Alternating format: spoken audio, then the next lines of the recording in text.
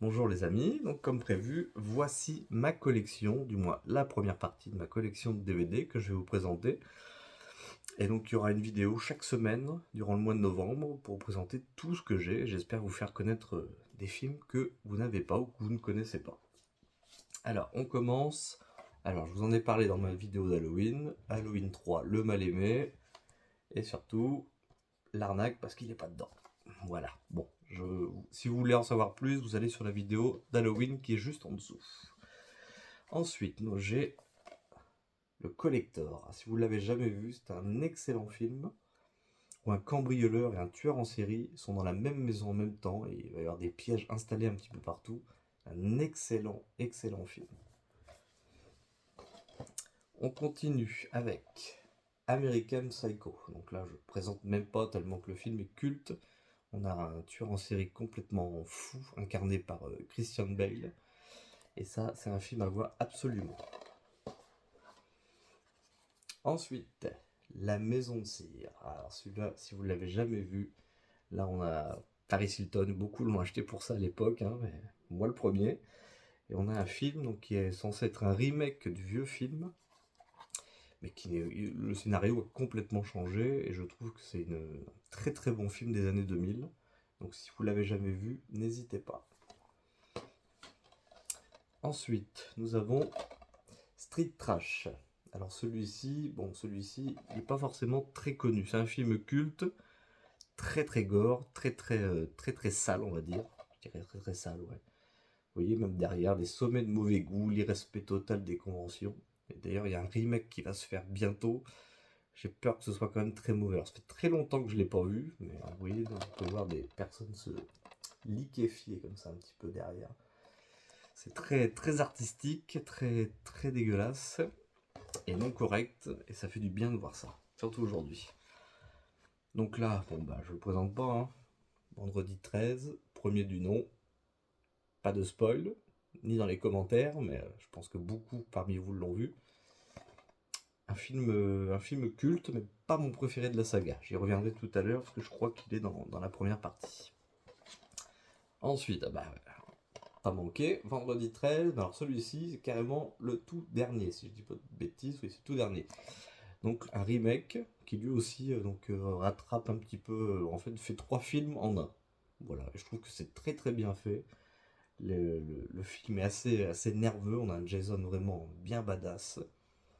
Et donc je vous le conseille absolument pour ceux qui aiment la saga, même si beaucoup ne l'aiment pas. Moi je trouve qu'il est quand même très bien. Ensuite nous avons vendredi 13, toujours on continue, le numéro 2. Donc pareil, une petite suite sympa, toujours un slasher de toute façon très classique, hein, mais qui fonctionne toujours. Hein, de toute façon, ça fonctionne toujours très bien, je trouve. Ensuite, La Maison des Mille Morts. Donc là, premier film réalisé par Rob Zombie, avec le regretté Captain Spaulding, qu'on regrette tous. Et un excellent film. Il nous fait penser un petit peu à du Tobe Hooper. À la patte Rob Zombie, très, très unique quand même. Donc après, il a eu des suites. Alors je sais pas si j'en parlerai dans cette vidéo, mais ce n'est pas le meilleur de la trilogie. C'est le second le meilleur. Ensuite, un film français, Martyr. Donc là, voilà, un film très très très très très très dérangeant. Surtout pour sa fin qui a choqué beaucoup beaucoup de monde. Voilà. Ça, je recommande absolument. Ensuite, Massacre à la tronçonneuse, le commencement. Donc c'était un film qui faisait suite au remake, si je ne dis pas de bêtises, qui a été fait en 2003. Et je trouve qu'il est quand même de bonne qualité, on y apprend quelque chose, même si évidemment il ne surpassera jamais l'original. Ça c'est une évidence, mais un bon film pour la saga. Parce que croyez-moi, il y en a des pires, et je crois que le pire est à venir dans la vidéo. Ensuite, Christine, donc là, adapté du roman de Stephen King. Donc là aussi, très très très sympa. Un film tout public, voilà, où une voiture est amoureuse de son propriétaire et très très jalouse de ceux qui montent dedans. Là, j'aime beaucoup ce film. Fait par John Carpenter, précise. Ensuite, là, souvenir de jeunesse, tabac presse, Urban Cannibals. Donc là, bon, j'ai pas trop de souvenirs du film. Je vais pas vous le cacher. Je me rappelle qu'il est très très gore, fait un peu amateur, mais j'essaierai de le revoir pour vous en parler sur ma page Instagram. Mais ouais, un petit film souvenir, rien que de le revoir, moi ça me fait toujours plaisir. Ensuite, vendredi 13, alors là, numéro 9, je crois. Jason va en enfer. Donc là, pas le meilleur, mais quelque chose à la fin apportera un film qu'on a tous rêvé d'avoir vu. Ça se dit pas. Qu'on a tous rêvé de voir et qui est arrivé en début 2000. Je ne vous spoil pas, mais si vous voulez voir le film, n'hésitez pas. J'en dis pas plus. Enfin, je vais dire une connerie. Je sens, je vais dire une connerie. Ah, le projet Blair Witch. Voilà. Ça, premier vrai found footage et un de mes styles préférés de cinéma, le found footage. Je trouve que c'est vraiment super. Donc là, on suit des étudiants dans une forêt, évidemment. Une malédiction, on va dire une malédiction est dans la forêt. Ils vont chercher la sorcière de Blair Witch. Voilà.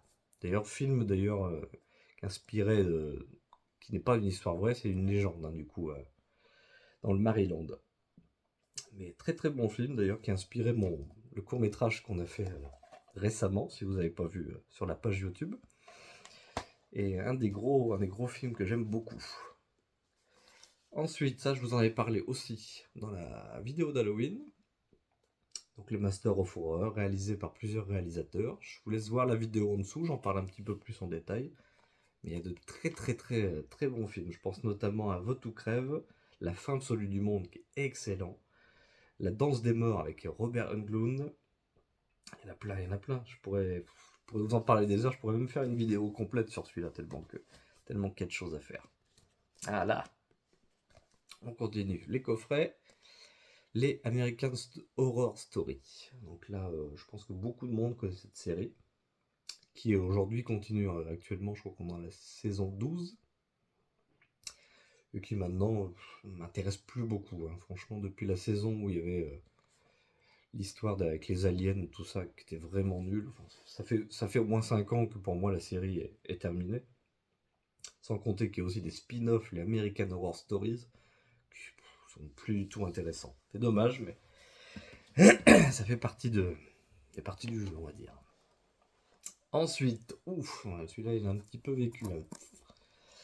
Le film Spider, donc là je pense un des meilleurs films d'araignée pour moi, donc un gros nanar, mais quand même très bien fait comparé à son second épisode ou à certains films qui existent qui sont bien plus nuls que celui-là. Hop, ensuite, le classique. Je sais pas si vous l'avez jamais vu. Moi j'aime beaucoup les livres de Lovecraft et les jeux d'ailleurs. Si vous avez jamais fait le jeu Call of Cthulhu, voilà, cherchez-le. Si vous l'avez jamais fait, il est très bien. Il respecte vraiment l'univers. Et là, je pense que c'est un des meilleurs films inspirés de Lovecraft qui existe. Avec le film de Nicolas Cage aussi, Color Out of Space aussi, qui est plutôt bien. Peut-être pas assez approfondi, mais plutôt bien.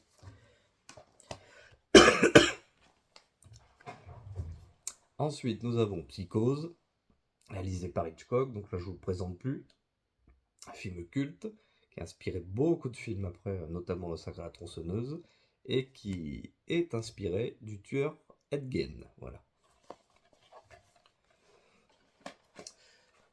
Hop, on continue avec Shining. Bon là, est-ce que je le présente? Non, je crois pas. On a un Jack Nicholson dedans qui excelle dans son rôle de psychopathe fou il devient fou à cause de l'hôtel justement où il va pour écrire un livre. Et bon, les conditions de tournage ont été assez compliquées, mais le rendu en vaut vraiment la peine. Ensuite, nous avons Halloween, la nuit des masques. Donc là, on ne présente plus. Je l'avais pas parlé justement pour ma vidéo spéciale Halloween, parce que le film est culte de chez culte. Pareil, John Carpenter. Et là, on découvre pour la première fois Michael Myers dans, je pense, un des meilleurs films où on peut le voir. De toute façon, c'est incroyable. Même encore aujourd'hui, je trouve que l'ambiance est superbe.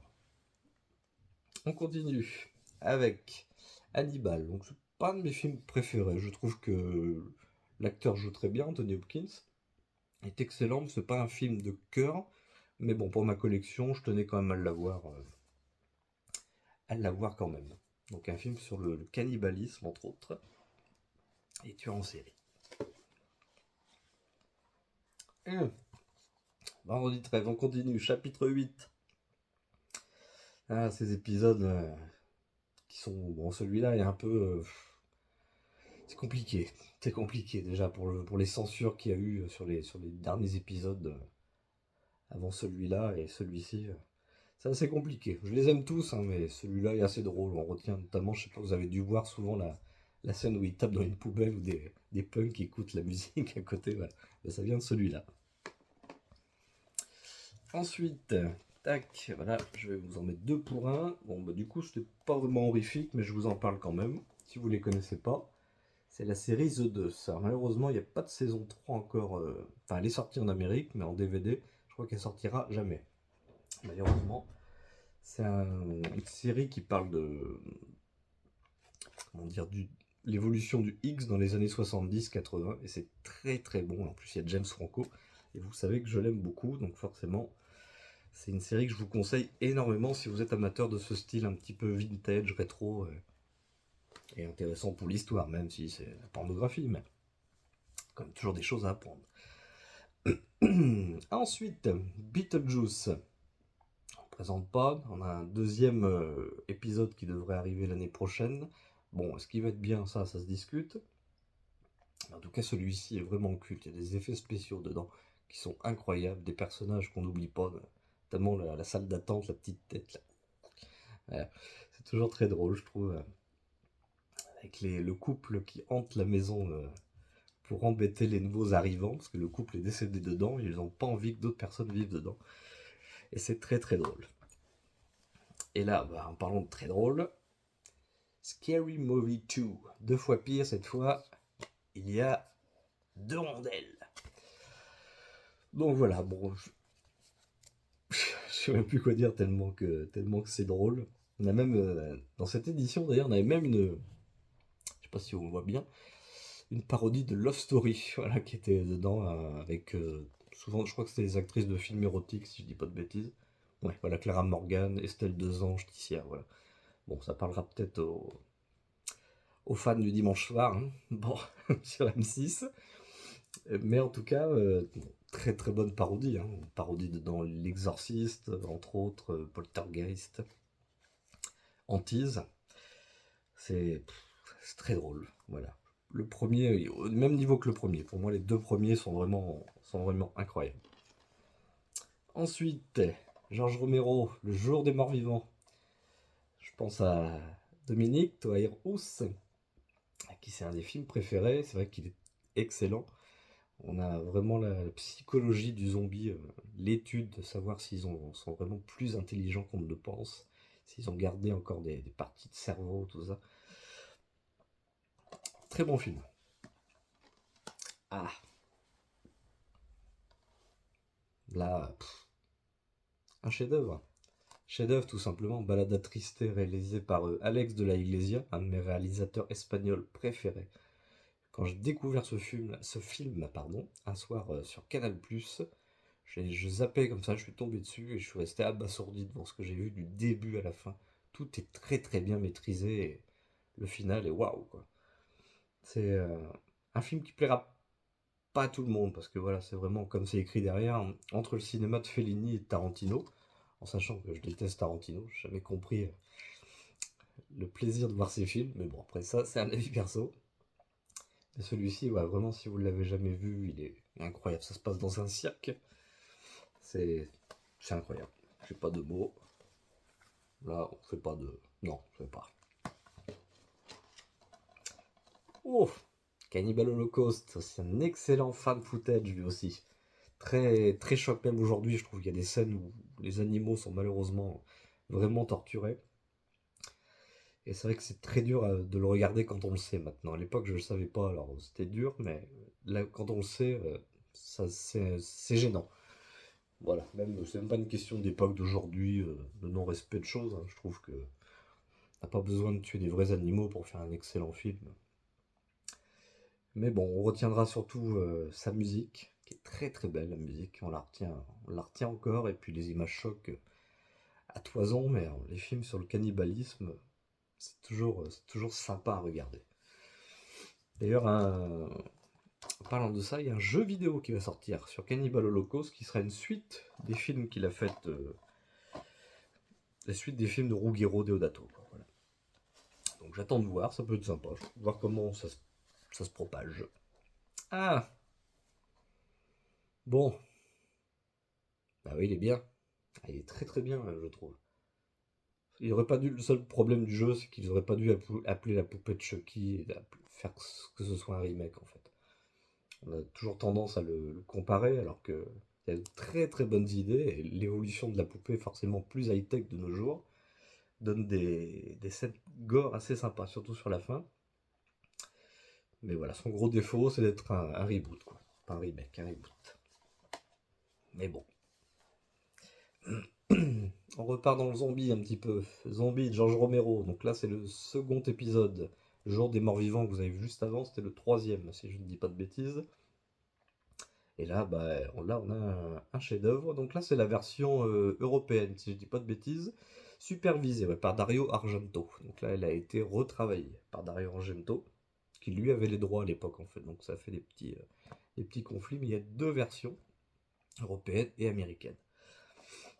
Donc là, un film culte qui critique évidemment beaucoup de choses sociales, un petit peu comme dans tous les films de Romero, de toute façon, qui sont beaucoup de critiques politiques et sociales.